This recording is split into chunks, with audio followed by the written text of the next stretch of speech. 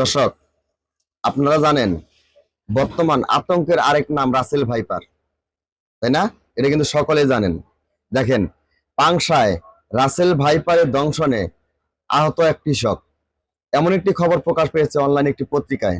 এই খবরটি আমি আপনাদেরকে পড়ে শোনাবো, ঠিক আছে? আপনারা মনোযোগ দিয়ে শুনুন।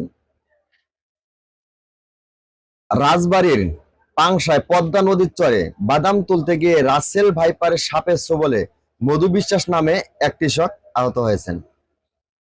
কোন জায়গায় এটা? রাজবাড়ীর পাংশায় পদ্মা নদীর চরে উনি কি করতে গেছে? বাদাম তুলতে গেছে। বাদাম তুলতে গিয়ে রাসেল ভাইপার সাপের ছোবলে মধু বিশ্বাস নামে এক কৃষক আহত হয়েছেন। তার নাম কি? মধু বিশ্বাস। দেখেন, শুক্রবার সকালে উপজেলার হাবাসপুর ইউনিয়নের চর আফরা গ্রামে এই ঘটনাটি ঘটেছে। আহত মধু বিশ্বাস ওই গ্রামের মৃত আক্কেল বিশ্বাসের ছেলে। তার বাবার নাম কি ছিল? আক্কেল বিশ্বাস। হাসপাতালে চিকিৎসাধীন মধু বিশ্বাস বলেন, সকালে পদ্মা নদীর চর আফরা এলাকায় ক্ষেত থেকে বাদাম তুলছিলাম। এ সময় আমাকে একটি সাপ ছোবল দিলে আমি চিৎকার দেই। চিৎকার শুনে আশপাশে অন্য কৃষকরা এগিয়ে এসে সাপটিকে মেরে ফেলে। মানে উনি যখন বাদাম তুলতেছে, ছোবলটা মারছে, চিৎকার মারছিল, মারার পরে ওনার আশপাশে যে লোকগুলো ছিল তারা আগে আইসা ওই সাপটিকে মেরে ফেলে।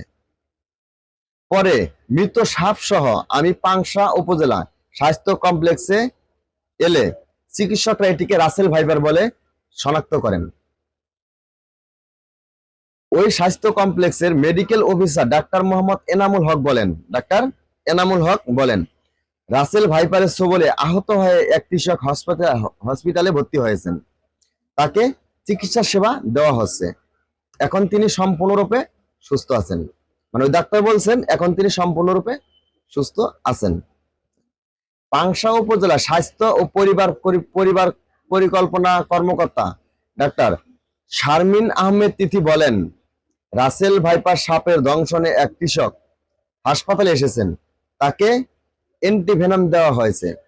পরে উন্নত চিকিৎসার জন্য ফরিদপুর বঙ্গবন্ধু শেখ মুজিব মেডিকেল কলেজ হাসপাতালে হস্তান্তর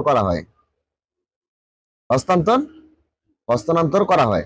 এ ব্যাপারে হাবাসপুর ইউনিয়নের চেয়ারম্যান আল মামুন খান বলেন, আমার ইউনিয়নের কৃষক মধু বিশ্বাসকে রাসেল ভাইপার সাপে ছোবল দিয়েছে। তার অবস্থা এখন বেশি ভালো না, তাকে ফরিদপুর পাঠানো হয়েছে।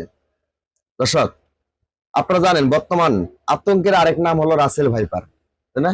এই সাপটি কিন্তু বাংলাদেশের একটা সাপ না, এটি কিন্তু আপনার ইন্ডিয়া, তারপর আপনার পাকিস্তান, আপনার কি বলে, আপনার ওইদিকে মানে বাইরে বড় বড় যে পাহাড় রয়েছে ওইদিককার সাপ। এটি বাংলাদেশে এক সময় ছিল, তারপরে মাঝে সাপটি মানে ছিল না, একদমই ছিল না। ইদানি আবার অনেক বেশি দেখা দিয়েছে, এমনকি খাটের নিচে ওই সাপটি দেখা দিয়েছে। আমি এই সাপ থেকে বাঁচার উপায় নিয়ে সুন্দর একটা ভিডিও করব, আপনারা সেই ভিডিওটি সম্পূর্ণরূপে দেখবেন। সবাই ভালো থাকবেন। আল্লাহ হাফেজ।